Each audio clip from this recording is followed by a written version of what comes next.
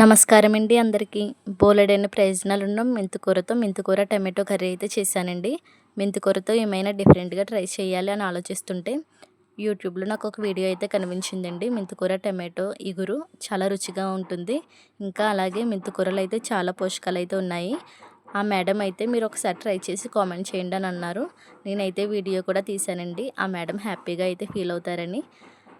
ఆ YouTube name ఏంటంటే SS వంటలు అండి. వంటలన్నీ కూడా చాలా బాగున్నాయి. మీరు కూడా వెళ్ళి ఒకసారి ఆ యూట్యూబ్ పేజ్ని అయితే చెక్ చేయండి. మెంతికూర టమాటా కర్రీ అండి. నేనైతే ఫస్ట్ టైం ట్రై చేశాను. చాలా అద్భుతంగా అయితే వచ్చిందండి. ఇంట్లో ఉండే మినిమం సరుకులతోనే మెంతికూర టమాటా కర్రీ అనేది ప్రిపేర్ చేయొచ్చు. పిల్లలు కూడా చాలా ఇష్టంగా తింటారండి. ముందుగా మెంతికూర టమాటో కర్రీ ప్రాసెస్ ఏంటో చూసేయండి. ముందుగా స్టవ్ ఆన్ చేసుకొని స్టవ్ మీద పాన్ పెట్టుకొని పాన్లో ఆయిల్ అయితే వేసుకోండి. ఆయిల్ అంతా కూడా బాగా వేడిగా అయిన తర్వాత అందులో ఆవాలు జీలకర్ర వేసుకొని బాగా ఫ్రై చేసుకోండి. ఇప్పుడు ఉల్లిపాయ ముక్కలు, టమాటా ముక్కలు, పచ్చిమిరపకాయ ముక్కలు ఎంత చిన్నగా వీలైతే అంత చిన్నగా కట్ చేసుకోండి. అప్పుడే కూర అనేది చాలా రుచిగా ఉంటుంది. ఇవన్నీ కూడా ఒకదాని తర్వాత ఒకటి ఆయిల్లో వేసుకొని ఆయిల్ అంతా కూడా బాగా పైకి తేలేంత వరకు ఉల్లిపాయ ముక్కలంతా కూడా బాగా ఫ్రై అయ్యేంత వరకు ఫ్రై చేసుకోండి.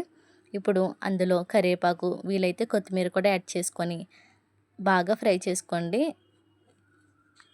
మెంతికూరని మరీ చిన్న ముక్కలుగా కాకుండా కొంచెం పెద్ద ముక్కలుగా కట్ చేసుకోండి. అప్పుడే మెంతికూర టేస్ట్ అనేది చాలా బాగుంటుంది. ఆ ఫ్లేవర్ కూడా చాలా బాగా అయితే తెలుస్తుందండి. ఇప్పుడు మెంతికూర కూడా అందులో వేసుకొని బాగా ఫ్రై చేసుకోండి.